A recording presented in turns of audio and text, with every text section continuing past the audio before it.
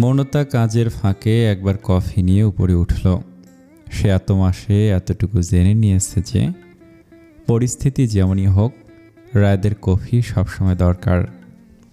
সে সকালের নাস্তার পরপর আজকের দুপুরে রান্নার আয়োজন করেছিল, কিন্তু এত সব কাজের ভিড়েও রায়দের এই এত ছোট্ট অভ্যাসটা সে ভোলেনি। ভুলবেই বা কী করে, মানুষটা যে তার অস্তিত্বে মিশে গেছে। মৌনতা রুমের সামনে আসতে বুক ধুরু ধুরু করে উঠল। সে দরজার হাতলে হাত রাখতে নিতেই আবার পিছিয়ে গেল। কেমন যেন অস্বস্তি লাগছে, ঠিক যেমন নতুন বউয়ের হয়। মৌনতা নিজের আপন ভাবনায় অবাক হয়। আশ্চর্য, এতগুলো মাস পরেও তার এখনও এই অনুভূতি কেন হচ্ছে। সে দীর্ঘক্ষণ স্থির দাঁড়িয়ে থাকার পরে দরজা ঠেলে রুমে পা বাড়ালো। রুমে ঢুকতে চোখে পড়ল খাটের ওপর খোলা ল্যাপটপ, পাশে ছড়ানো কাগজ। নিশ্চয়ই কাজ করছিল, কিন্তু রায়দের উপস্থিতি নেই কোথাও। তখন কি ওয়াশরুমের ভেতর থেকে টুপটাপ পানির শব্দ ভেসে আসে? নিশ্চয়ই শাওয়ারে গিয়েছে। মৌনতার চেপে রাখা বুকটা হালকা হয়ে এলো। ভালোই হলো দেখা হলো না, নইলে আবার অকারণ লজ্জা পেত। সে চুপচাপ টেবিলের ওপর কফিটা রেখে দিল, পিরিচ দিয়ে ঢেকে দিল যত্ন করে, যেন ঠান্ডা না হয়।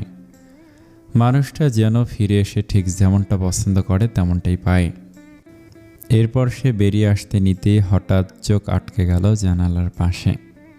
সেখানে একটা ছোট্ট কাঁচের ফুলদানি, ভেতরে পানি, আর পানির ভেতর সাকুরার কয়েকটা জীবন্ত শাখা। মৌনতা থেমে গেল। সে তো রুম থেকে বের হওয়ার সময় ওটা দেখেনি, তাহলে এটা কোথা থেকে এলো?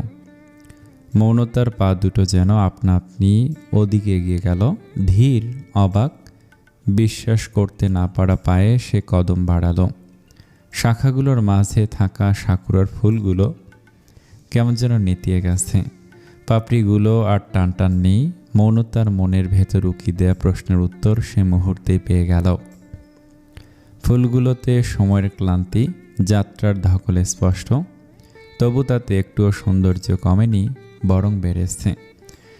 কারণ এই ফুলগুলো বুঝিয়ে দিচ্ছে এগুলো শুধু গাছ থেকে ছেঁড়া কোনো শাখা নয়, এর পেছনে আছে বিশেষ যত্ন, সময়কে অগ্রাহ্য করে বাঁচিয়ে রাখার চেষ্টা। মৌনতা আলতো করে ফুলদানিটা ছুঁয়ে দেখল, পানিটা একদম পরিষ্কার, মানে এর মধ্যেই হয়তো দু একবার নিয়ম করে বদলানো হয়ে গিয়েছে। সে বুঝতে পারল রাত ব্যস্ত ছিল ঠিকই, কিন্তু অমনোযোগী ছিল না। রাতের অল্প সময়ে সিদ্ধান্তের পাশাপাশি এই ছোট জিনিসটাও নিতে ভোলে না। এইটুকু সময় এটাও মনে রাখল। মৌনতার চোখ ভিজে উঠল। মুহূর্তেই তার ঠোঁটে প্রশস্ত হাসি ভরে উঠল। কিছু না বলেই, কিছু না চেয়েই মানুষটা তার জন্য রেখে গেছে যত্নে মোড়ানো এই নীরব প্রমাণ। মৌনতা মনে প্রাণে ভাবল, এই মুহূর্তে তাদের দেখা না হওয়াটাই ভালো হয়েছে। এই মুহূর্তে কথা বললে হয়তো শব্দে ভেঙে যেত অনুভূতিটা।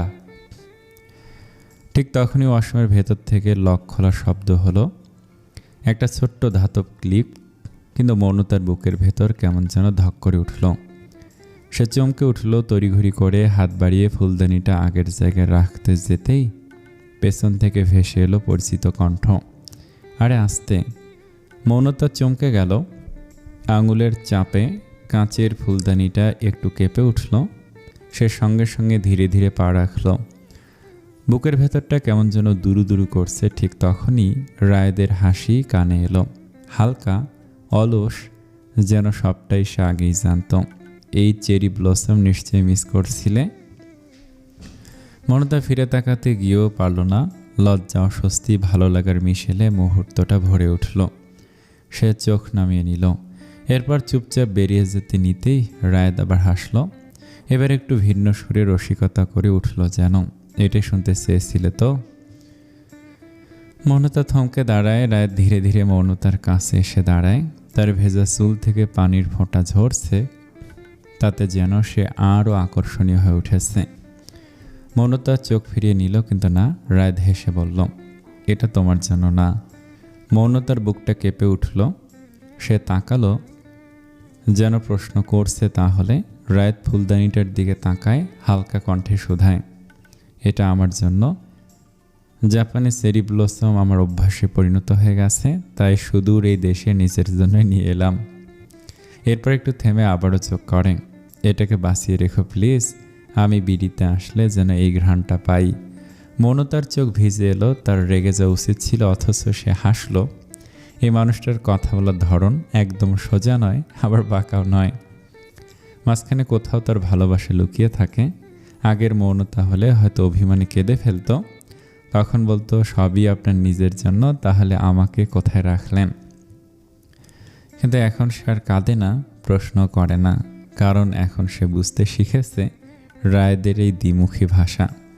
যা বলে না তাতেই সবচেয়ে বেশি হ্যাঁ থাকে। চেরি ব্লসমটা তার অভ্যাস, আর সেই অভ্যাস বাঁচিয়ে রাখার দায়িত্ব সে তুলে দিয়েছে মৌনতার হাতে। এই বিশ্বাসটাই তো ভালোবাসা। মৌনতা মাথা নিচু করে হেসে বলল, আমি যত্নে রাখব। রায়দ আর কিছু বলল না, শুধু মুচকি হাসল। আপনার কফি রেখেছি ওখানে, বলে মৌনতা ধীরে পিছিয়ে এলো। দরজার কাছে এসে দাঁড়িয়ে দ্বিতীয়বার ফিরে তাকালো। জানালার আলোয় সাকুরার চুপসে যাওয়া পাপড়িগুলো কেমন কোমল লাগছে। সে মনে মনে বলল, থাকো, শুকিয়ে গেলেও থেকো, যেমন তুমি থাকো, দূরে থেকেও। রায় টেবিলের পর রাখা পিরিচে ঢাকা কফিটার দিকে তাকালো। অজান্তেই তার ঠোঁটের কোণে একটা স্নিগ্ধ হাসি ফুটে উঠল। ঘর জুড়ে কেমন একটা উষ্ণতা ছড়িয়ে পড়ল, যেন শব্দ ছাড়াই দুই মানুষের উপস্থিতি একে অন্যকে ছুঁয়ে যাচ্ছে। রায় হঠাৎ বলল, দাঁড়াও। মৌনতা ঘুরে তাকায়, কি? কফিটা ঠান্ডা করে ফেলেছে তো। মৌনতা ভুরু কুঁচকে প্রতিবাদ করে, ঠান্ডা আনিনি তো। রায় মুচকি হাসে, আনোনি, কিন্তু তোমার কথার ভেতরে ফেসে গিয়ে ঠান্ডা হয়ে গেছে। মৌনতা দুষ্টু হাসে, চোখে সে পরিচিত লাজুক ঝিলিক। ভালোবেসে এনেছি তো, ঠান্ডা গরম এসব ম্যাটার করে না। রায়েদ হেসে কফির মগটা হাতে নেয়, নরম কণ্ঠে বলল, তুমি ভালোবেসে এনেছো আর আমি খাবো না তা কি করে হয়? তুমি ভালোবেসে ঠান্ডা কফির জায়গায় বিষ দিলেও আমি খেয়ে নিতাম। মৌনতা চোখ বড় বড় করে তাকায়, বাবা, আমি ভালোবেসে বিষ কেন দিতে যাব আপনাকে? রায়েদ চোখ নামিয়ে নেয়, কণ্ঠে গভীর বিশ্বাস নিয়ে প্রত্যুত্তর করে, দিবে না তাই তো এতটা নিশ্চিন্ত? নইলে এত সুন্দর একটা জীবন ছেড়ে যেতে কেউ এত অবলীলায় পারে? রাত কফিতে চুমুক দিতে যেতে মৌনতা হুট করে মগটা নিয়ে নেয়। আমি গরম করে নিয়ে আসছি এখনই। তার দরকার নেই, রাত শান্ত গলায় বলে। দরকার না হলে আপনি বলতেন না। মৌনতা নরম স্বরে বলে, আমার খেয়াল ছিল না। এ বলেই মৌনতা বেরিয়ে গেল। দরজা বন্ধ হতে রাত এক মুহূর্ত স্থির দাঁড়িয়ে রইল। সে ধীরে পা বাড়ালো জানালার দিকে। সেখানে রাখা ছোট্ট ফুলদানিটায় সাকুরার শাখাগুলো মাথা নুইয়ে আছে, যেন ভীষণ ক্লান্ত। সে আলতো করে ফুলগুলো ছুঁতে গিয়েও হঠাৎ হাত সরিয়ে নিল। সে আঙুল বাড়িয়ে আরও ছুঁল না, থেমে গেল। নিজেই বুঝল এমন অকারণ যত্ন, এমন কোমল ভাব তার স্বভাবে নয়। তার গম্ভীর মুখের রেখাগুলো একটু নরম হলো। ঠোঁটের কোণে ক্ষীণ এক হাসি জন্ম নিল, অপ্রস্তুত সত্যিকারের সে হাসি। রায় ফুলগুলোর দিকে তাকিয়ে খুব নিচু স্বরে বলল, ভালো মানুষের হাতে পড়েছ তোমরা, নিজেদের সুবাস সবসময় মালকিনের ঘরে ছড়িয়ে রাখবে। এরপর একটু থেমে আবার যোগ করল, তোমাদের মালকিন যত্ন করতে জানে, সেই যত্নে নিজেরাও ভরে ওঠো। দ্বিগুণ ফুলে ভরিয়ে তুলিও নিজেদের। বাইরে আলোটা কেমন যেন তাড়াতাড়ি আড়াআড়ি হয়ে ফুলগুলোর উপরে সে নিবদ্ধ হলো। সে আলো দেখে রাত হালকা হাসল। তার চোখে কোনো অতিরিক্ত আবেগ নেই, আছে শুধু স্থির বিশ্বাস। এই ফুলগুলো থাকবে, এই ঘরটা থাকবে, আর দূরত্বের মাঝেও তাদের এই অদ্ভুত পবিত্র সমীকরণ নিঃশব্দে ঠিকই বেঁচে থাকবে। মৌনতা কফি নিয়ে ফিরে এলো। রাত এক মুহূর্ত ল্যাপটপ থেকে চোখ তুলে তাকালো, এরপর আবার ল্যাপটপের স্ক্রিনে দৃষ্টি দিল। রায়দের সেই এক মুহূর্তের দৃষ্টি অতিরিক্ত কিছু নয়, তবে এমন গভীর এক মৌনতার পা দুটো হঠাৎ থেমে গেল, যেন অকারণেই বুকের ভেতর একটা ঢেউ উঠে গেল। সে নিজেকে সামলে দ্রুত টেবিলের কাছে এগিয়ে কফির কাপটা রাখতে গেল। অসাবধানতাবশত আঙ্গুলে কফির গরমের ছোঁয়া লাগলো। আহ! খুব ছোট একটা শব্দ, কিন্তু রায়েদের কানে ঠিকই পৌঁছালো। পরমুহূর্তে রায়েদ ল্যাপটপ রেখে দ্রুত কাছে এলো। কোনো কথা না বলে মৌনতার হাত ধরে আঙুলটা টেনে নিল নিজের দিকে। লাল হয়ে গেছে, চারদিকে তাকানোর সময় নেই। সে স্বাভাবিক প্রবৃত্তিতেই আঙুলটা নিজের মুখের ভেতর নিয়ে নিল। মৌনতা একেবারে স্থির, কথা নেই, নড়াচড়া নেই, শুধু বুকের ভেতর হঠাৎ করে বেড়ে ওঠা একটা অদ্ভুত উষ্ণতা যেন সারা দেহে জুড়ে ছড়িয়ে পড়ল। রাত সঙ্গে সঙ্গে কাঁচে থাকা গ্লাসের ঠান্ডা পানিতে মৌনতার আঙুলটা চুবিয়ে ধরে রাখল। তারপর আলমারি থেকে মলম বের করলো। খুব সাবধানে লাগাতে লাগাতে টের পেল মৌনতা তাকিয়ে আছে। সে চোখ তুলে শান্ত গলা জিজ্ঞেস করলো, কী হলো? মৌনতা একটু হেসে বলল, এটা ডাক্তারি ভাষা বুঝি, কোনটাই যে আঙুল ধরে টান দেয়া। রাত 1 সেকেন্ড থামলো, তারপর গম্ভীর স্বরে খুব স্বাভাবিকভাবেই বলল, ইনজুরি হচ্ছিল তাই করেছি। সব বার্ন রোগীকেই করেন এমন। মৌনতার কণ্ঠে দুষ্টুমি। রাত তার দিকে তাকালো, চোখে কোনো হাসাহাসি নেই, আলতো ছোঁয়ার মতো কণ্ঠে সে স্বাভাবিক জবাব দেয়, সবাই কি আমার ওয়াইফ? মৌনতা হেসে ফেলল। এই হাসিটা লাজুক কিন্তু সম্পূর্ণ ঠোঁটে ছড়িয়ে পড়ল যেন। সে ধীরে ধীরে হাত ছাড়িয়ে রুম থেকে বেরোতে নিতে রাত পেছন থেকে বলল, চুলার কাছে আর যাবে না। মৌনতা থামল না, শুধু হালকা করে মাথা নেড়ে বেরিয়ে গেল। কিন্তু তার ভেতরে তখন অন্যরকম এক আনন্দ ছড়িয়ে পড়ছে। সে তো আবার রান্নাঘরে যাবে। এই মানুষটার জন্য মন ভরে রান্না করবে, কারণ তার তৃপ্তি তো এখানেই। মানুষটার জন্য হরেক পদের রান্নাতেই তার এই নিঃশব্দ যত্ন। রাতে হঠাৎ শেহাতজের কল এলো। মৌনতা তখনও কাজে ব্যস্ত। কল ধরতেই ওপাশ থেকে আধা রাগ আধা মজা মেশানো কণ্ঠ ভেসে এলো, এই যে আমার ছেলেটা এত দূর জাপান থেকে তোর সান্নিধ্যের লোভে দেশে ছুটে এলো, আর তুই নাকি ওর কাছ থেকে পালিয়ে বেড়াচ্ছিস। বলতো, আমার এমন সোনার টুকরো বর তুই আদৌ পাবি? মৌনতা হেসে উঠল, কণ্ঠে লাজুক উষ্ণতা ছড়িয়ে সে জবাব দিল, পালাচ্ছি না ফুপু, আপনার ছেলের জন্যই তো রান্নাঘরে পড়ে আসি। সোনার টুকরো বর বলে কথা, যত্ন না নিলে চলে? শেহাতজে হেসে ফেলল, তার কথার সুর হালকা হয়ে এলো। আচ্ছা ঠিক আছে, তবে একটা কথা, রায়েদ অনেকক্ষণ ধরে কল ধরছে না, একটুকে দেখতো কি করছে। ঠিক আছে ফুপু, মৌনতার সঙ্গে সঙ্গে বলল, আমি দেখছি আপনি লাইনেই থাকুন। কলটা কেটে যাওয়ার আগ মুহূর্তে শেহাতাজের কণ্ঠে সন্তুষ্টির ছোঁয়া। দেখিস ভালো করে, আমার ছেলেটার দায়িত্ব এখন তোর।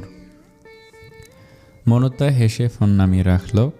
সে দ্রুত পা ফেলে রুমে ঢুকতেই বুকের ভেতরটা কেমন করে উঠল।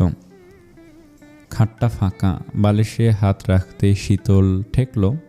মানে অনেকক্ষণ আগেই উঠেছে সে। রায়েত? ডাক্তার নিজের কানেই কেমন ভেঙে ভেঙে শোনালো। কোনো জবাব এলো না। মৌনতা তড়িঘড়ি ফোনটা তুলে নিল। শেহাতাজকে জানাতে ওপাশে নিঃশব্দের শব্দ বদলে গেল।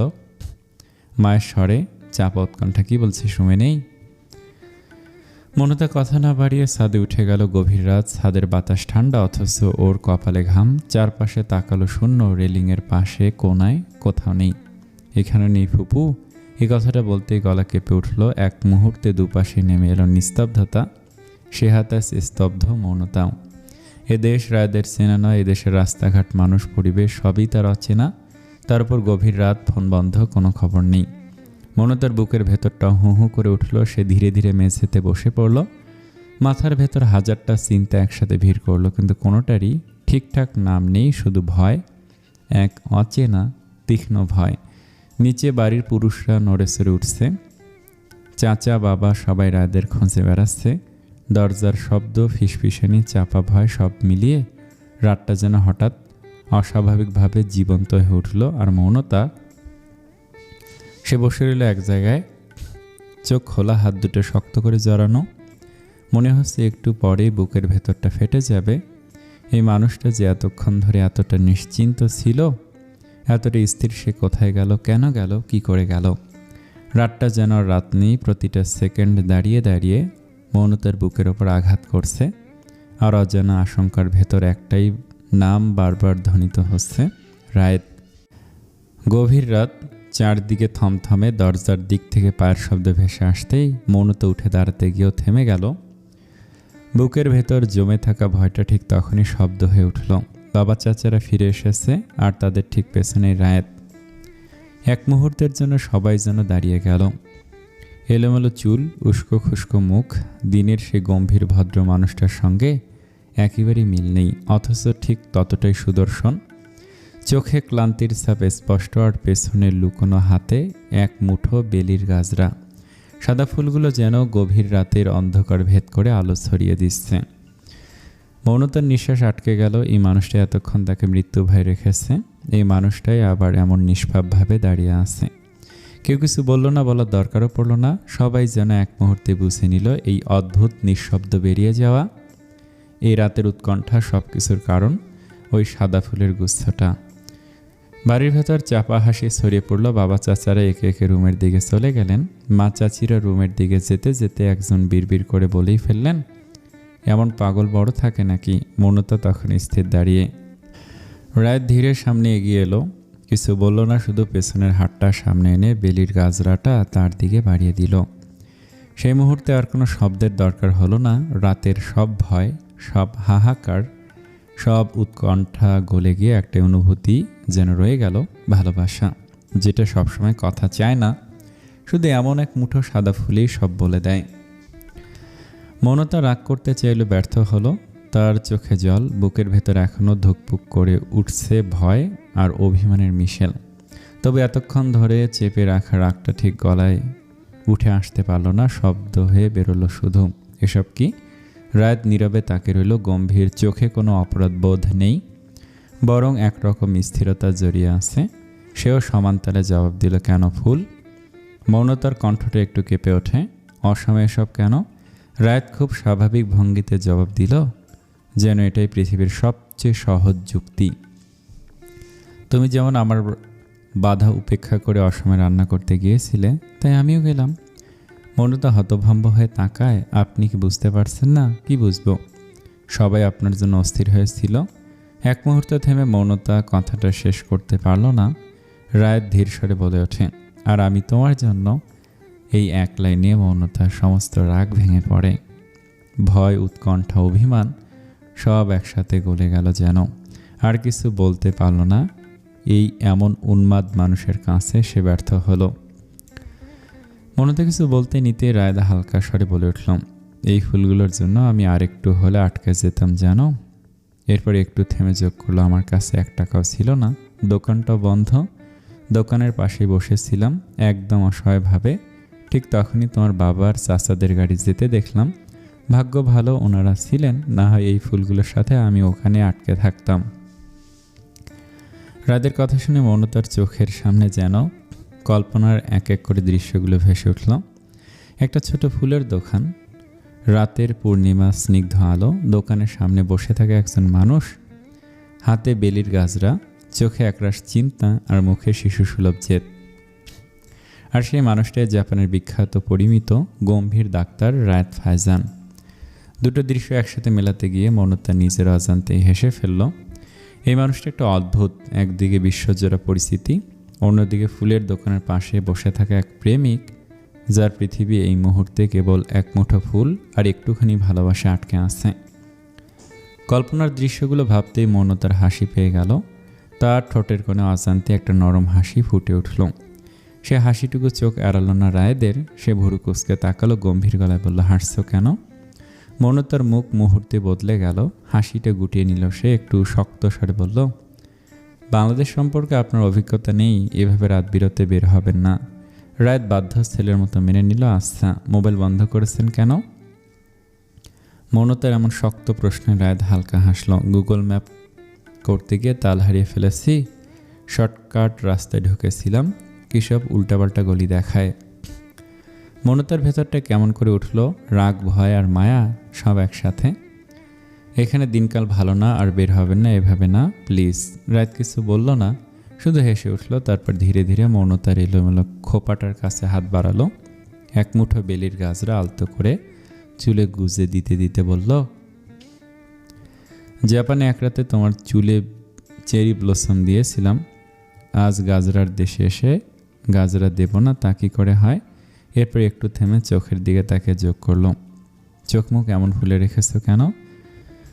মৌনতা কিছু বলতে পারল না, চোখ ঝাপসা হয়ে এলো। সেদিন রাতের স্মৃতি হঠাৎ করে বুকের ভেতর ঢেউ তুলে দিল যেন। ঠিক তখনই রায়ের ট্রাউজারের পকেটে হাত ঢুকালো, বের করলো একটা দুমড়ে মুচড়ে যাওয়া গোলাপ। পাপড়িগুলো একটু ভাঙা, ডাটায় ভাঁজ, তবু তাতে কি এক অদ্ভুত যত্ন লেগে আছে। গোলাপটা মনতার দিকে এগিয়ে দিয়ে সে হেসে বলল, দেখেছ, যে আমি পকেটে এক্সট্রা কিছু রাখতাম না, সে আমি গোলাপ পাপড়ি সহ রেখে দিয়েছি। এরপর একটু থেমে আবারও আওড়ায়, এটা তো অনেক হেসেল হয়েছে। তোমার আব্বাজানকে সম্মান করতে গিয়ে পকেটে ঢুকিয়ে ফেলেছিলাম। কাঁটাগুলো মারাত্মক। মনতা এইবার আর নিজেকে ধরে রাখতে পারল না, চোখ বেয়ে জল গড়িয়ে পড়লো। রায়ত একটু থমকালো, তারপর নরম স্বরে বলল, কান্না করার জন্য তো এটা আনিনি মৌন। মৌনতা গোলাপটা নিল, ভাঙা পাপড়িগুলো আঙুলে ছুঁয়ে দেখল এই গোলাপের কোনো নিখুঁত সৌন্দর্য নেই। আছে পথ হারানোর গল্প, আছে ভয়, আছে অপেক্ষা, আর আছে এক নিঃশব্দ ভালোবাসা। আজ যে সারাদিন মৌনতা রুমে আসেনি, মোদ্দা কথা তাদের দেখা হয়নি। এটা কাকতাল নয়, একেবারেই না, এটা মৌনতার সাজানো পরিকল্পনা। রাত স্বভাবেই রুমকেন্দ্রিক মানুষ, অকারণে বের হয় না, যেমনটা হয়েছিল আজ থেকে ঠিক 1 বছর আগে প্রথমবারের মতো। বাংলাদেশে এসে নিজেকে গুটিয়ে নিয়েছিল, 4 দেয়ালের ভেতরে দিন কেটেছিল। মৌনতা সেটা জানে, খুব ভালো করেই জানে, তাই আজ সে নিজেই দূরে থেকেছে। ভাবনাটা ছিল সরল, আমি যদি না যাই তবে সে নিশ্চয়ই বের হবে।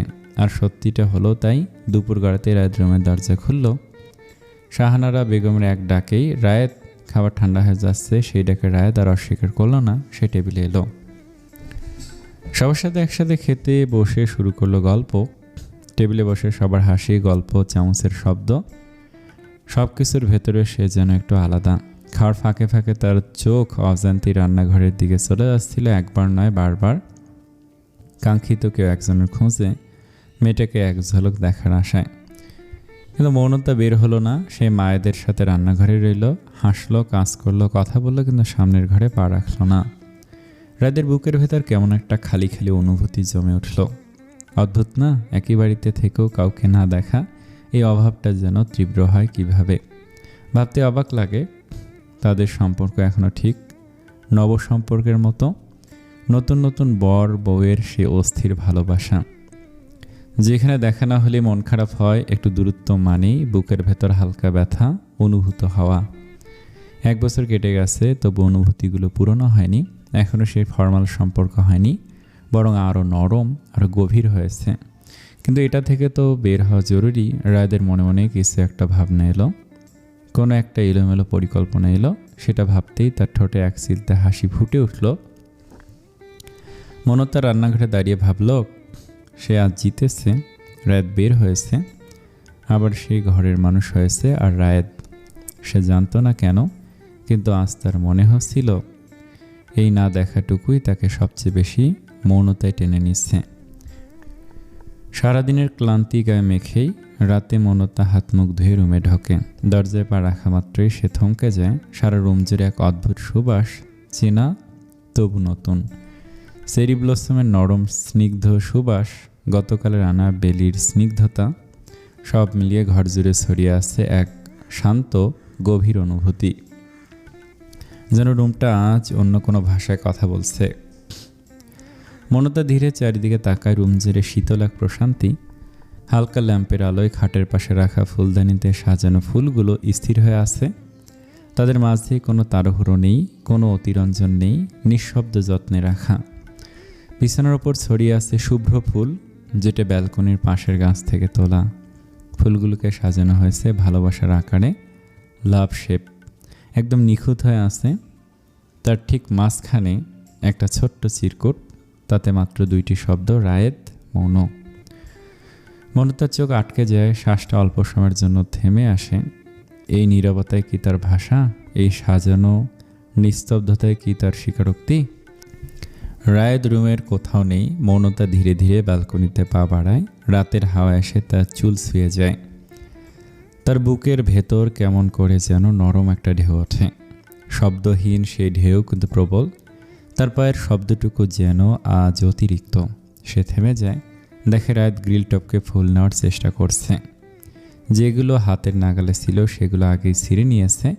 বাকি কয়েকটা একটু দূরে, ওগুলো পেতে হলে সামান্য ঝুঁকতে হবে, সামান্য সাহস করতে হবে। রায়েদের ভঙ্গিটা অদ্ভুত রকম মনোযোগী, ভুরু কুঁচকে আছে, যেন এই মুহূর্তে পৃথিবীর সবচেয়ে জরুরি কাজটা ফুলছেরা। মনতা নিঃশব্দে তাকিয়ে থাকে। তার চোখে দৃশ্যটা ধীরে ধীরে বদলে যায়। এই মানুষটাকে হঠাৎ একদম বাচ্চার মতো লাগে, যে বাচ্চারা সামান্য একটা ফুলের জন্য টপকা টপকি করে, পড়ে গেলে কাঁদে না, আবার উঠে দাঁড়ায়। ঝুঁকিতে যাদের কৌতূহল বাড়ে, আনন্দ হয়, ঠিক সেরকমই। কে বলবে এই মানুষটাই জাপানের গাম্ভীর্য ভরা বিখ্যাত তরুণ ডাক্তার, যার চোখে রোগীর ব্যথা পড়লে মুখ শক্ত হয়ে যায়, যার কণ্ঠে সবসময় গম্ভীর কোনো সিদ্ধান্ত থাকে, যার চারপাশে মানুষ শ্রদ্ধায় নীরব হয়ে যায়। এখানে এই ব্যালকনিতে সে শুধু একজন মানুষ, ভালোবাসার জন্য ফুল ছেঁড়াতে ব্যস্ত একজন মানুষ। রাত হঠাৎ ফুলটা পেয়ে যায়। এক মুহূর্তে তার ঠোঁটে অজান্তেই একেবারে খাঁটি একটা বীজের হাসি ফুটে ওঠে। মনতার বুকের ভেতর কোথাও একটা নড়ে ওঠে দৃশ্য। এই দৃশ্য সে কোনোদিন ভুলবে না। ফুলের মতো এই সুন্দর মুহূর্তটাও তার তুলে রাখতে ইচ্ছে করছে হৃদয়ের গভীর কুঠুরিতে। মনতার সামনে এগোয় না, এই নিঃশব্দ দেখাটুকুই আজ তার প্রাপ্তি। ভালোবাসা কখনো বড় বড় স্বীকারোক্তিতে আসে না, কখনো আসে একটা ব্যালকনি, কয়েকটা সেরা ফুল আর এক গম্ভীর মানুষের বাচ্চা হয়ে যাওয়ার মুহূর্তে। বেশ কিছুক্ষণ সে স্থির দাঁড়িয়ে রায়দের কার্যকলাপ লক্ষ্য করল। এরপর সরু চোখে তাকায়, কণ্ঠে হালকা শাসন ঢেলে প্রশ্ন করে, কি করছেন এগুলো? রাত গ্রিলের ওধারে ঝুঁকে থাকা অবস্থাতেই মাথা ঘুরিয়ে তাকায়, মুখে সেই চেনা গম্ভীর ভাব আর চোখের কোণে লুকিয়ে থাকা দুষ্টু আলো নিয়ে সে জবাব দেয়, ফুল ছিঁড়ছি। কেন বলে মৌনতা দুষ্টুমি ভরা কণ্ঠে শাসায়, আপনি জানেন না গাছের ফুল ছেঁড়া বারণ? রাত সরু চোখে তাকায়, না জানি না। মৌনতা আবার প্রশ্ন করে, এই নিষ্পাপ ফুলগুলো কেন ছিঁড়ছেন? রাত এক মুহূর্ত থামে, যেন শব্দগুলো বেছে নিচ্ছে খুব যত্ন করে। তারপর ধীর স্বরে বলে, এই ফুলের মতো একটা নিষ্পাপ মানুষের জন্য, যে আমাকে ছোট ছোট হাত দিয়ে রেঁধে খাওয়ায়। মৌনতার ঠোঁটের কোণে মুচকি হাসি জমে ওঠে, বুকের ভেতরটা হালকা হয়ে আসে, অথচ সে তা প্রকাশ হতে দেয় না। শান্ত গলায় বলে, এটা আমার দায়িত্ব। ঠিক সেই মুহূর্তে রাত হঠাৎ একটু লাফিয়ে আরেকটা ফুল ছিঁড়ে ফেলে। হাতে ধরা শুভ্র ফুলটা সে 1 সেকেন্ড তাকিয়ে দেখে, তারপর খুব কাছাকাছি এসে মৌনতার কানের পাশে গুজে দেয়। আঙুলের স্পর্শটা হালকা যত্নশীল, নরম কণ্ঠে আওড়ায়, আর এটাও আমার দায়িত্ব। মৌনতা নিঃশ্বাস টেনে নেয়। ফুলের সুবাস রায়দের উপস্থিতিতে হঠাৎ করে চারপাশটা তার কাছে ভীষণ আপন হয়ে ওঠে। কোনো বড় কথা নেই, কোনো প্রতিশ্রুতির ভার নেই, শুধু দায়িত্বের নামে বলা একরাশ ভালোবাসা। আর এই দায়িত্ব ফুল ছেঁড়া, রান্না করার, চুপচাপ পাশে থাকার। মৌনতা চোখ নামিয়ে নেয়, চোখের পাতার আড়ালে লুকাতে চায় সেই অকারণ নরম হয়ে যাওয়া অনুভূতিটা। সকাল থেকে কইছিলে? রায়দের গলার হালকা অভিযোগ, তার ভেতরে লুকোনো টানটা স্পষ্ট। ছিলাম তো। রান্না করেছ? সারাক্ষণই রান্নাঘরে দিয়েছ? এখানে যে তোমার একটা বর আছে সেটা মাথায় আছে ম্যাডাম? মনতা ধীরে মাথা তোলে, ঠোঁটের কোণে এক ফোঁটা শান্ত হাসি জমে ওঠে তার। মাথায় আছে বলেই তো রান্নাঘরে সময় দিচ্ছি। সারা সময় রান্নাঘরেই তো আমি কি করব? রায়দ আর জবাব দেয় না। হঠাৎ করেই এগিয়ে এসে মৌনতার কাঁধে হাত রাখে। স্পর্শটা এমন না জোরে না হালকা, ঠিক যতটুকুতে বুকের ভেতরটা কেঁপে ওঠে, অস্থির হয়ে ওঠে। মৌনতা তড়িঘড়ি চোখ নামিয়ে নেয়। রাত শান্ত দৃষ্টিতে তাকে বলে, তুমি লজ্জা পাচ্ছ কেন? মৌনতা নিজেকে সামলে নেয়, আবার চোখ নামিয়ে ফেলে। কই লজ্জা পাচ্ছি? এই যে চোখ নামিয়ে নিচ্ছ। মৌনতা চুপ করে থাকে, নীরবতাটাই যেন তার উত্তর। রাত একটু কাছে এসে নরম স্বরে বলে, সকাল থেকে একবার আসনি কেন? রান্না করছিলাম তাই। সত্যি বলো তো কি? সকালেও তো এত লজ্জা পাওনি, এখন কেন পাচ্ছ? মৌনতা খুব ধীরে বলে, ওগুলোকেই ভালোবাসা বলে। রায়দের ঠোঁটে মৃদু হাসি খেলিয়ে যায়, চোখে দুষ্টুমি আর গভীর মমতা একসাথে। এখনও তো কিছুই করলাম না, এত লজ্জা তোমার? মৌনতা মাথা তুলে তাকায়, কি করতেন? বাসর করলে আর কীরকম লজ্জা পাবে তুমি, সেটাই ভাবছি। যা বলে সে দূরে সরে যেতে নেয়, কিন্তু রায়েত তার হাত ধরে ফেলে। হালকা একটা টান, আর সেই টানেই মুহূর্তেই মৌনতা ছিটকে এসে তার বুকে ঠেকে যায়। হৃদস্পন্দনের শব্দ যেন কাছাকাছি এসে ধাক্কা খায়। রায়েত খুব যত্নে তার কপাল বেয়ে নেমে আসা চুলগুলো সরিয়ে দেয়, কণ্ঠে মোলায়েম আদর। এত লজ্জা পেলে চলবে? এরকম হলে আমি আর আসতাম না, চলে যাই। না। রাত হেসে দেয়, সেই হাসিতে আশ্বাস আছে, অধিকার আছে। সে কৃতিত্বের সুরে বলে, এত সহজে ছেড়ে যাব তোমায়? এই বলে সে মৌনতার কপালে গভীর নিঃশব্দ চুম্বন রাখে। মৌনতা চোখ বন্ধ করে নেয়। তার মনে হয় এই মুহূর্তটুকু তার দিনভর ক্লান্তির উত্তর, এই স্পর্শটুকুই তার সমস্ত লজ্জার আখ্যা। রাতটা আরও গভীর হয়, আর নীরবতার ভেতরেই ভালোবাসা সবচেয়ে স্পষ্ট হয়ে ওঠে। মৌনতার চোখ বন্ধ করে নিল। মুহূর্তটা এমন যেন সময় নিজেই থেমে দাঁড়িয়েছে।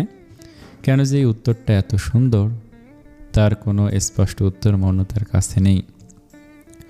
শুধু অনুভব করা যায় বাইরে আকাশে চাঁদ ঝলমল করে উঠেছে, নরম আলোয় ভিজে গেছে চারপাশ। সেই আলো জানালার ফাঁক গলে এসে ছুঁয়ে যায় তাদের নিঃশ্বাস, তাদের নীরবতা।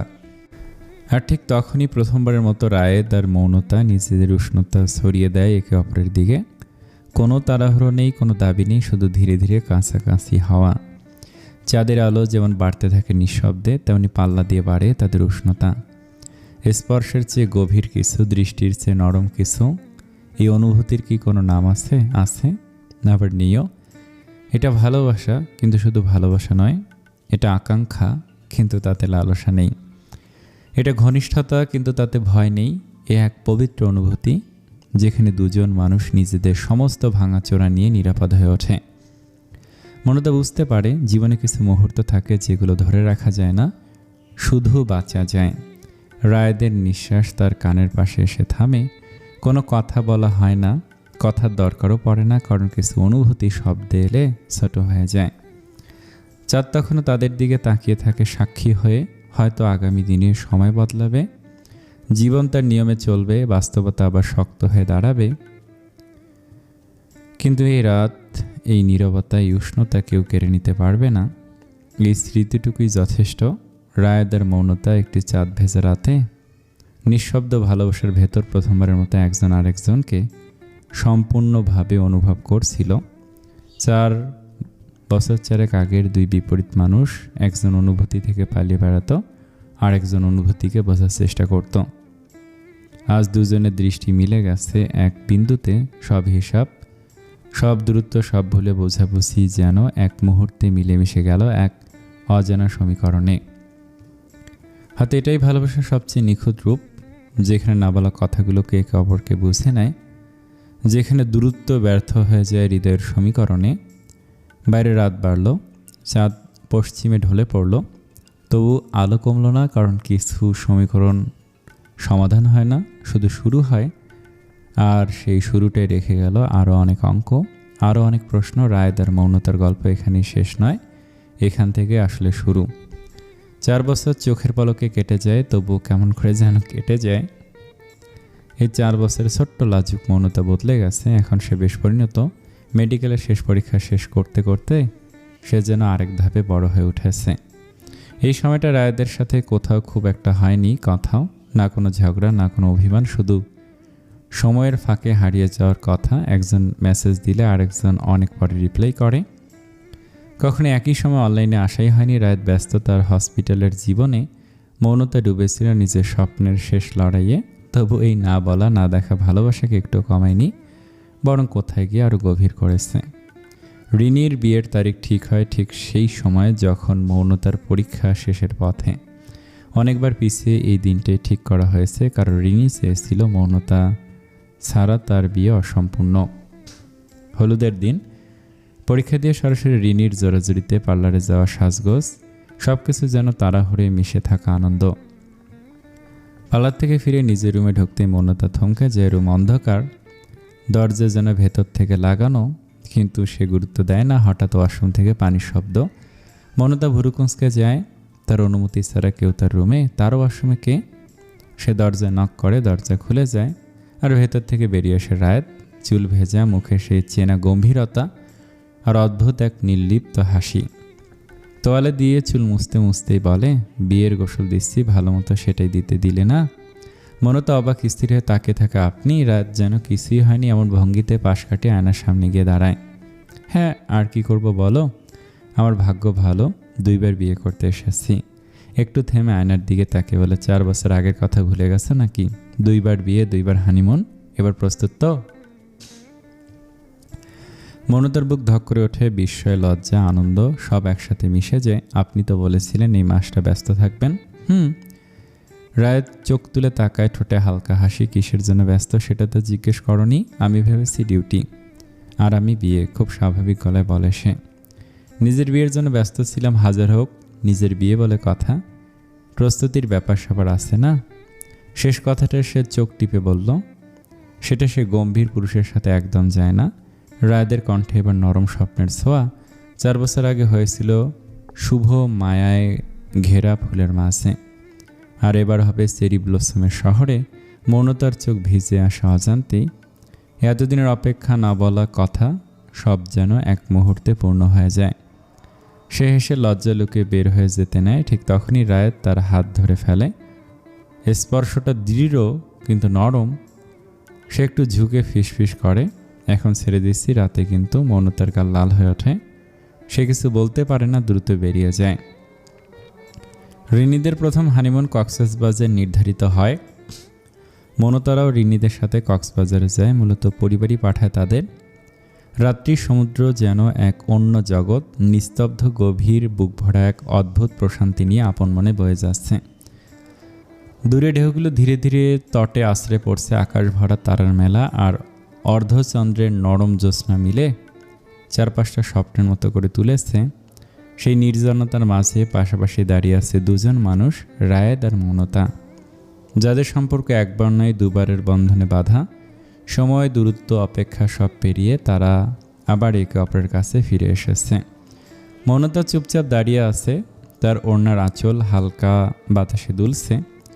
পাশে দাঁড়ানো রায়দের উপস্থিতি তাকে এক অদ্ভুত নিশ্চিন্ততা দিচ্ছে। কিছু কথা বলা হয় না, তবু বলা হয়ে যায়।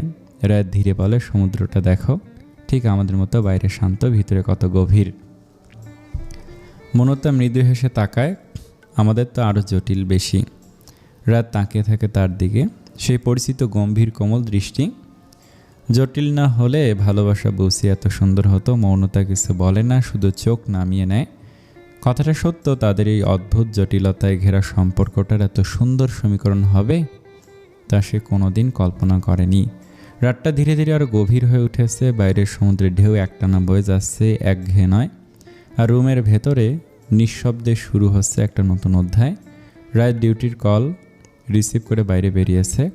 মৌনতা একা, এই একাকিত্বটুকুই যেন তাকে সাহস দিল। সে ধীরে ধীরে লাগেজ খুলে রায়দের দেয়া শাড়িটা বের করলো। শাড়িটা কতদিন আগের, তবুও যেন আজকের জন্য রেখে দেয়া। আস্তে আস্তে শাড়িটা পরে নেয়, গুছিয়ে যতটা পারে সুন্দর করে। আঁচলটা বারবার ঠিক করে, কিন্তু হাত দুটো কাঁপছে। কেন কাঁপছে সে নিজেও জানে না। হয়তো অপেক্ষা, হয়তো লজ্জা, হয়তো ভালোবাসা। সব কিছু মিলে আজকের রাতটা যেন অদ্ভুত পবিত্র। সে খাটের মাঝখানে এসে বসে পড়ে, চোখ নামানো, ঠোঁটের কোণে অচেনা এক ঝিলিক। মনে হচ্ছে এই মুহূর্তটুকু যেন তার জীবনের সবচেয়ে সত্যি অনুভূতি। দরজার বাইরে পায়ের শব্দ। রাত ফিরে এসেছে। ফোন শেষ করে রুমে ঢুকতে সে থমকে দাঁড়ায় এক মুহূর্ত। দুইজনের চোখ যেন একই জায়গায় আটকে যায়। রুমের ভেতর টেবিল ল্যাম্পের হলদে আলো, দেয়ালে স্নিগ্ধ ছোঁয়া এঁকে দিচ্ছে। বাইরের সমুদ্রের ঢেউয়ের শব্দ এসে মিশছে নিঃশব্দ উত্তেজনায়। রাদের চোখে তখন এক অদ্ভুত মোহ। সে ধীরে ধীরে এগিয়ে আসে, পা ফেলার শব্দটাও যেন সাবধানে রাখছে, যেন এই মুহূর্তটা না ভেঙে যায়। মৌনতাকে সামনে বসে থাকতে দেখে তার ঠোঁট থেকে নিজে থেকে বেরিয়ে আসে, আমি হুট দেখিনি, কিন্তু তোমায় দেখেছি মৌন। কথাটুকু এতটাই গভীর, এতটাই সত্যি যে মৌনতার বুকটা কেঁপে ওঠে। সে লজ্জায় মাথা নিচু করে নেয়। রায় দেশে একদম সামনে বসে পড়ে, তার চোখ সরছে না। নরম গলায় বলে, এত লজ্জা পেলে চলবে? মৌনতা চোখ না তুলেই উত্তর দেয়, আজ সব কিছু আলাদা লাগছে। এই স্বীকারোক্তিটুকুই যেন রায়দের ভেতরটা ছুঁয়ে যায়। সে ধীরে ধীরে হাত বাড়িয়ে মৌনতার থুতনিটা আলতো করে তুলে ধরে, চোখে চোখ রাখে, কারণ আজ আমরা পুরোপুরি একসাথে। এই একটুকু বাক্য, কিন্তু তাতেই মৌনতার বুকের ভেতর ঢেউ লাগে, সমুদ্রের ঢেউয়ের মতোই একের পর এক। রায়ের ধীরে ধীরে তার হাতটা নিজের হাতে নেয়। কোনো তাড়াহুড়ো নেই, কোনো অধিকার জাহির করা নেই, শুধু একটা স্বীকৃতি আছে, একটা নীরব প্রতিশ্রুতি। ভয় পাচ্ছ? রায়দের কণ্ঠ নরম, মৌনতা ধীরে মাথা নাড়ে। রাত এগিয়ে এসে কপালে ঠোঁট ছোঁয়ায়, একটা নিশ্চুপ প্রতিশ্রুতি রেখে যায় সেখানে। আমি আছি। এই তিনটা শব্দেই যেন সব ভয় গলে যায়। ধীরে ধীরে দূরত্ব কমে আসে, লজ্জা, দ্বিধা, কাঁপুনি সব মিলেমিশে যায় এক অদ্ভুত উষ্ণতায়। সবাই মিলে এক পবিত্র ভালোবাসার মুহূর্ত গড়ে তোলে। কেউ কিছু না বললেও শব্দহীন, শান্ত, কোমল ভালোবাসা তাদের মধ্যে ছড়িয়ে আছে। রাত ধীরে ধীরে এগিয়ে আসে, লাইট নিভিয়ে, যেন কোনো শব্দ না করে। সে খাটের পাশে বসে, লেপ আলতোভাবে টেনে দেয় এবং মাথায় হাত বুলিয়ে বলে, ঘুমাবে না? মৌনতা চোখ বন্ধ করে তার হাত শক্ত করে ধরে ফেলে। রাত মৃদু হেসে বলে, আমি আছি। চোখ বন্ধ, মৌনতা অনুভব করে তার পাশে কেউ আছে, তার জন্য পাশে দাঁড়ানো কেউ। ঘুম না আসলেও সে শান্ত। রাত ধীরে ধীরে তার দিকে আরও কাছে আসে। কপালে প্রথম চুম্বন, আকস্মিক স্পর্শে মৌনতার শরীর শিরশিরে ওঠে। চোখ খোলে গম্ভীর। রাদের চোখে কোমলতা ভরা। তাদের চোখ মিলিত হয়, নিঃশব্দে সব কিছু বলছে অনুভূতির ভাষায়। মৌনতা হালকা লজ্জায় কপালে হাত দেয়, অথচ তার মন ভরে ওঠে নিরাপদ, স্নিগ্ধ ভালোবাসায়। রাত হালকা হাসে, যেন বলছে, আমরা একসাথে মুহূর্তটা শুধু আমাদেরই। মৌনতার নিঃশ্বাস ধীরে ধীরে স্থির হয়, তার শরীরের সমস্ত অস্থিরতা মিলিয়ে যায়। ঘরের ঠান্ডা বাতাস, ল্যাম্পের স্নিগ্ধ আলো, মৌনতার অস্থিরতা, রায়দের হাতের কোমল ছোঁয়া, সব মিলিয়ে এক পবিত্র মুহূর্ত তৈরি করেছে। মৌনতা চোখ বন্ধ করে ধীরে ধীরে হাসে। রায়ত তার কপালে হালকা চুমো এঁকে দিয়ে বলে, এভাবেই থেকো, শুধু এই মুহূর্ত। মৌনতার মন শান্ত, তার হৃদয় উষ্ণ, তাদের ভালোবাসার নিঃশব্দে, নিরাপদে অম্লান। সে জানে আজকের রাতটা শেষ হলেও এই অনুভূতি চিরকাল থাকবে। মৌনতা রায়দের মুখে মুখ লুকাতে রাত হাসল। এভাবে লজ্জা পেলে চলবে? আমি রায়ত তো মৌনর অস্বস্তি দেখতে পারি না। আরও 4 বছর যে সমাপ্তি টানলো ম্যাডাম, আর কত? বিয়ের দিনটা যতটা সহজ ভাবা হয়েছিল ততটা সহজ ছিল না। ঘরের প্রতিটি কোণ, উঠোনের ধুলোমাখা পথ, মায়ের ডাকা, বাবার চুপচাপ তাকিয়ে থাকা, সবকিছু যেন হঠাৎ করে মনে একের পর এক ভেসে উঠেছিল। মৌনতা বারবার নিজেকে শক্ত করতে চেয়েছে। 4 বছর, একটা দীর্ঘ পথ পেরিয়ে এসেছে সে। এখন নতুন এক জীবনের শুরু। যদিও নতুন না, কিন্তু এইবারের বিদায়টা একেবারে বিদায়। বুকের ভেতরটা হালকা করে টানছিল। এই ঘর, এই মানুষগুলো ছেড়ে যাওয়া কি এত সহজ? মা কপালে চুমু দিয়ে বলেছিলেন, ভালো থাকিস মা, নিজের খেয়াল রাখিস। বাবা শুধু বলেছিলেন, মাথা নিচু করিস না কখনো। আর সেই কথাগুলোই যেন বারবার কানে বাজতে থাকে।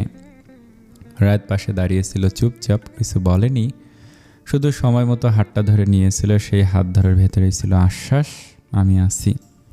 এয়ারপোর্টের কোলাহল পেরিয়ে দীর্ঘ যাত্রার শেষে যখন তারা জাপানে নামলো, মৌনতার মনে হলো যেন অন্য এক পৃথিবীতে এসে দাঁড়িয়েছে। যদিও আগে আরও বহুবার এলেও এবারের যাত্রাটা তার ভিন্ন ছিল। মনে হলো হাওয়া এখানে আলাদা, নির্মল, ঠান্ডা, স্বচ্ছ, শ্বাস নিলে বুকটা ভরে যায়।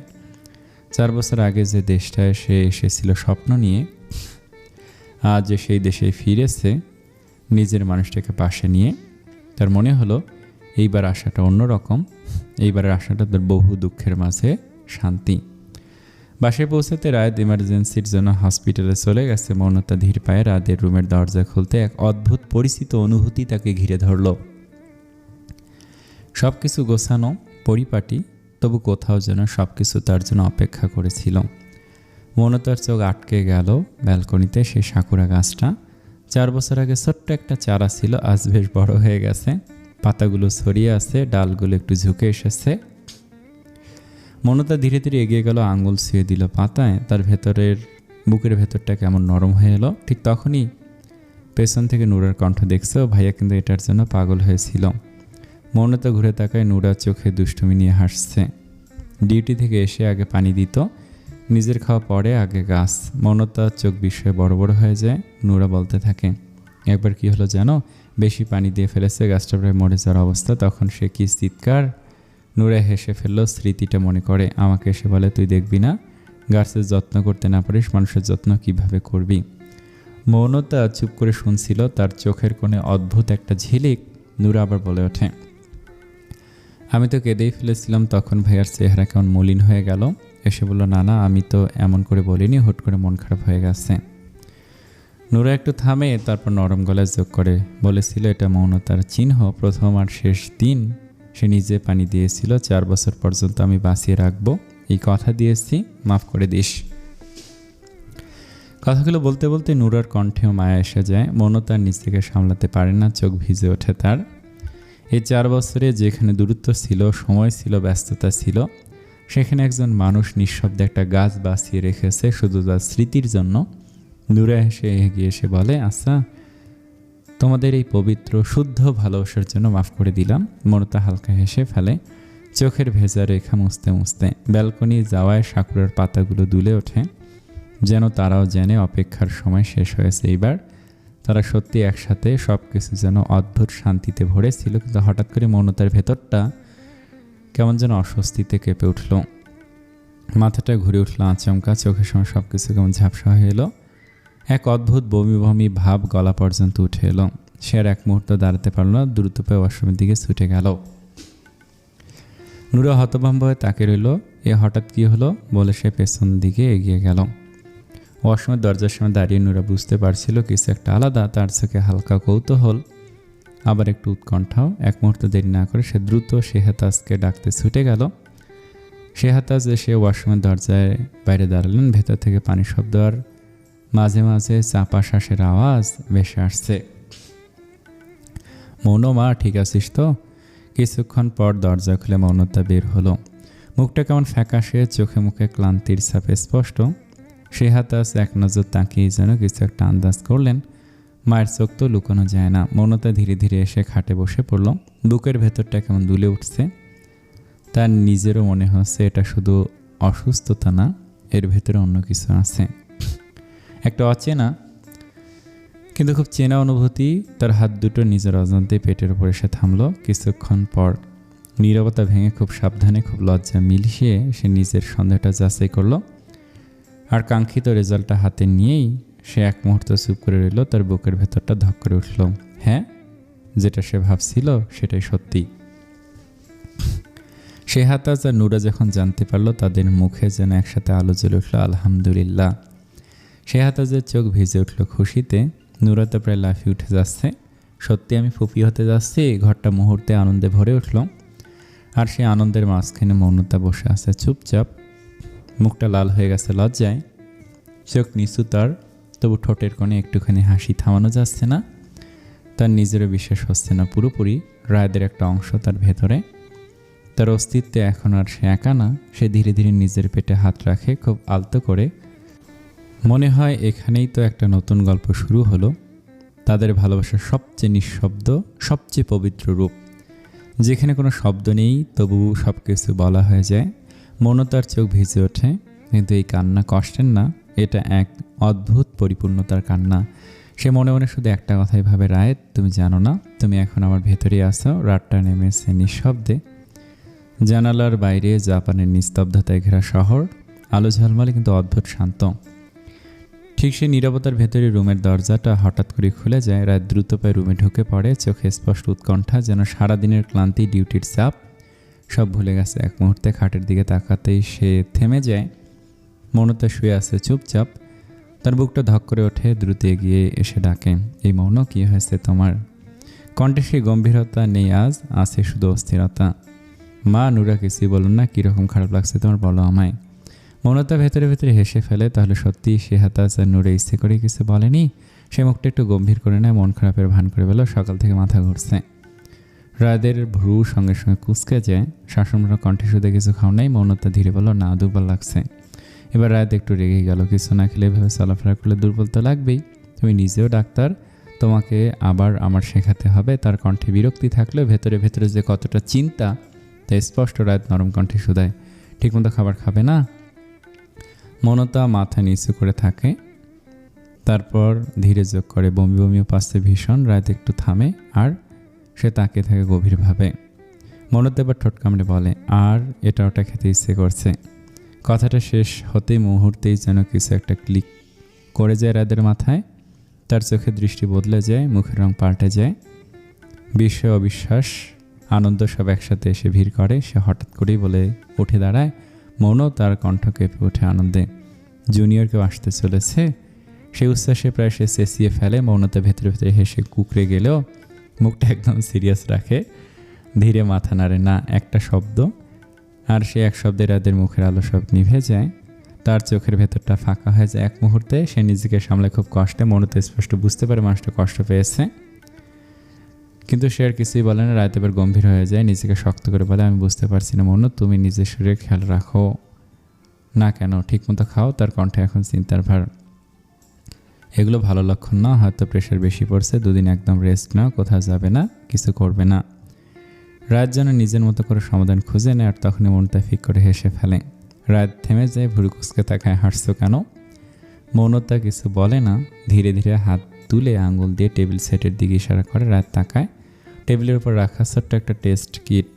1 মুহূর্ত, 2 মুহূর্ত, তারপর যেন কিছু বুঝতে পারে না রাত। চোখে অবাক দৃষ্টি, মুখে এক অদ্ভুত মিশ্র অনুভূতি। সে আবার মৌনতার দিকে তাকায়, আবার কিটের দিকে। তার মস্তিষ্ক যেন ঠিকমতো কাজ করছে না এই মুহূর্তে। অনেকক্ষণ পরে তার কণ্ঠ ধীরে ধীরে বের হয়, এটা। মৌনতা এবার নিজেকে ধরে রাখতে পারে না। চোখে লজ্জা, ঠোঁটে মৃদু হাসি নিয়ে সে চুপচাপ তাকিয়ে থাকে। আর ঠিক তখনই সত্যিটা ধীরে ধীরে রায়াদের ভেতরে ঢুকে যায়। তার নিঃশ্বাস থেমে আসে 1 সেকেন্ডের জন্য। চোখ দুটো বড় বড় হয়ে যায়। মৌন? এবার তার কণ্ঠে কোনো প্রশ্ন নেই, আছে শুধু এক অদ্ভুত কাঁপুনি, একটা নতুন অনুভূতির শুরু। মৌনতা হ্যাঁ বোধক মাথা নাড়ল। রুমটা তখনও স্নিগ্ধ আলোয় ভেসে আছে।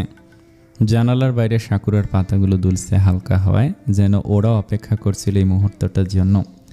রাত ধীরে ধীরে সবটা বুঝে উঠতেই তার চোখের ভেতর আনন্দে এমনভাবে ভরে উঠল যেন পৃথিবীর সবচেয়ে বড় খবরটা সে পেয়েছে। আর সে নিজেকে ধরে রাখতে পারল না। এক লাফে এগিয়ে এসে মৌন থেকে জড়িয়ে নিতে গেল। ঠিক তখনই মৌনতা কাঁদাগোদা মুখ করে বসল, কীভাবে রাখবো আমি? রাত থেমে গেল। 1 মুহূর্ত তাকে রইল তার দিকে, তারপর হালকা এসে বলল, মৌন সিরিয়াসলি তুমি বলছো এই কথা? মৌনতা এবার সত্যি সিরিয়াস, চোখে ভয়, কণ্ঠে দ্বিধা নিয়ে ওরা। একটা বাচ্চা রাখা কত কঠিন আপনি জানেন? রুমের স্নিগ্ধ আলোয় তার মুখটা যেন আরও কোমল লাগছে। রাত এবার একদম শান্ত হয়ে গেল। ধীরে ধীরে এগিয়ে এসে তার সামনে বসে পড়লো। নরম কণ্ঠে জিজ্ঞেস করলো, তুমি ভয় পাচ্ছ তোমার প্রফেশন নিয়ে? মৌনতা কিছু বলল না, চুপচাপ তাকিয়ে রইল। রাত আলতো করে তার হাতটা নিজের হাতে নিল। আশ্বাস ভরা কণ্ঠে শুধালো, চিন্তা করো না, আমি ম্যানেজ করব। মৌনতা ভুরু কুঁচকে তাকালো। কিভাবে? রাত এবার একদম সিরিয়াস, একটু ভেবে নিয়ে বলল, যেভাবে আমরা হাসপাতালে শিফট করি ঠিক সেভাবেই শিফট ভাগাভাগি করে রাখবো। তার কথাটা এতটাই সহজ, এতটাই স্বাভাবিক, যেন একটা শিশুকে পৃথিবীতে আনা আর তাকে বড় করে এটাও তাদের জীবনের আরেকটা দায়িত্ব মাত্র। সে হালকা এসে যোগ করলো, আর দরকার হলে পুরো গোষ্ঠীকে জাপানে নিয়ে আসবো। মৌনতা তাকে রইল। রাত গর্ব মেশানো কণ্ঠে বলল, আমার বাচ্চা রাত ফাইজানের বাচ্চা সে। মৌনতা চোখ উল্টে তাকালো, ঠোঁটের কোণে হালকা হাসি। এখনও তো আসেনি এত গর্ব। মৌনতার কথায় রাত একটু থেমে নরম গলে বলে উঠল, তোমার আশা ধরলে আজ আমার বাচ্চার বয়স 5 বছর হতো। গুটি গুটি পায়ে আমার সাথে স্কুলে যেত, আমার কাঁধের উপর বসে থাকতো। মৌনতা ঠোঁট উল্টে কিছু বলবে, তার আগে দরজার বাইরে থেকে সে হাতে ঢুকে পড়ল। তার কণ্ঠে মায়া মেশানো ধমক, তোরা থামবি, আমি পালবো আমার নাতি নাতনিরে। মুহূর্তেই পরিবেশটা হালকা হয়ে যায়। মৌনতা অবাক হয়ে তাকায়, ফুপু সে আছে সেদিন? তোরা না দুজনে মেসিউর ডাক্তার? মৌনতা এবার রায়দের দিকে তাকিয়ে শাসনের ভার করে বলে, আপনার এই দামড়া ছেড়ে মূল, আমি পারবো না কিছু করতে। রাত হেসে ফেলে, চোখে সেই চিরচেনা দুষ্টু ঝিলিক। সে ধীরে ধীরে আবার মৌনতাকে নিজের দিকে টেনে নেয়। এইবার আর মৌনতা বাধা দেয় না। তার মাথাটা সে ঠেকে রায়দের বুকে, ঠিক সেই জায়গায় যেখানে সব ভয় থেমে যায়। রাত আলতো করে তার মাথায় হাত রাখে। বাইরে সাকুরার পাতা ঝরে পড়ছে, নতুন কুড়ি গজানোর আগে যেমন হয় ভেতরে একটা নতুন জীবন আসার অপেক্ষা। একটা ভালোবাসা যা সময় পেরিয়ে, দূরত্ব পেরিয়ে, ভয় পেরিয়ে এখানে এসে থেমেছে। না থামেনি, এখান থেকে আবার শুরু। মৌনতা চোখ বন্ধ করে দেয়। তার ঠোঁটে একটুখানি হাসি। রাত নিচু হয়ে ফিসফিস করে, আমি পারবো, একসাথে ঠিক যেমনটা করে আমাদের এই অদ্ভুত সমীকরণটা পূর্ণতা দিয়েছি ঠিক তেমনটাই। রুম ভরে ওঠে এক অদ্ভুত শান্তিতে, ভালোবাসা যার কোনো শব্দ নেই, তবু যার প্রতিধ্বনি সারা জীবন ধরে বাজে। এটাই তাদের গল্প, রায়েদ আর মৌনতার অদ্ভুত সমীকরণ, যেটা শেষ হয় না, শুধু পূর্ণতা পায়। সমাপ্ত। আসসালামু আলাইকুম। এই গল্পটা আপনাদের কেমন লেগেছে অবশ্যই সেটা কমেন্টে জানাবেন। আমার তো ভীষণ ভালো লেগেছে। ইতিমধ্যেই নতুন গল্প এসে গেছে। এই গল্পটা এটার থেকে অনেক সুন্দর গল্প। আমি বারবার রিকমেন্ড করব নতুন গল্পটা দেখে আসার জন্য। অনেক ভালো থাকবেন, সুস্থ থাকবেন। যারা লাইক করেন নাই লাইক করবেন, সাবস্ক্রাইব করেন নাই সাবস্ক্রাইব করবেন। বাই।